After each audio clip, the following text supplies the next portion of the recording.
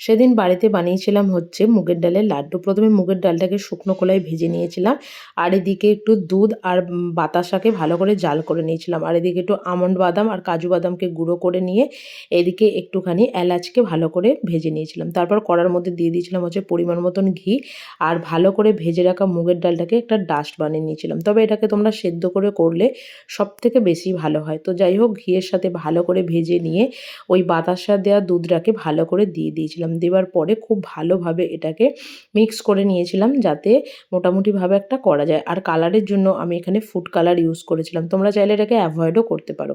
তো তারপরে একটু গুড় দিয়ে দিয়েছিলাম হচ্ছে এলাচের গুঁড়োটাকে। ভালোভাবে এটাকে মিক্স করে একটা থালার মধ্যে অল্প একটু বাটার অয়েলিং করেছিলাম। তো এটা তোমরা এখানে তেলও দিতে পারো এটার মধ্যে ঘি, কোনো রকম কোনো অসুবিধা নেই আর কি। তো তারপর ওই মুগের ডালের পুরটাকে খুব ভালোভাবে এখানে নাড়িয়ে একটু ঠান্ডা হতে দিয়েছিলাম, যাতে করার সময় কোনো রকম কোনো অসুবিধা না হয় আর কি। তো ঠান্ডা হয়ে যাবার পরে ওপর থেকে ওই যে আমন্ড বাদাম আর কাজু বাদামের গুঁড়োটা করে রেখেছিলাম, তো সেটাই ওর মধ্যে দিয়ে দিলাম। দেবার পরে হাতের মধ্যে একটু ঘি নিয়েছিলাম। তোমরা এখানে তেল বা বাটার যেটা খুশি নিতে পারো, যাতে কোনো রকম কোনো এটাকে লাড্ডুর আকার দিতে গেলে কোনো রকম কোনো প্রবলেম না হয়। তো মোটামুটি আমার মুগের ডালের লাড্ডু অবশ্যই রেডি হয়ে গেছিলো। তোমাদেরকে বলবো তোমরা সেদ্ধ করে করো। আর ওপর থেকে দিয়ে দিয়েছিলাম হচ্ছে একটা করে কিশমিশ। কেমন লাগলো অবশ্যই কিন্তু কমেন্ট করে জানিও। টাটা।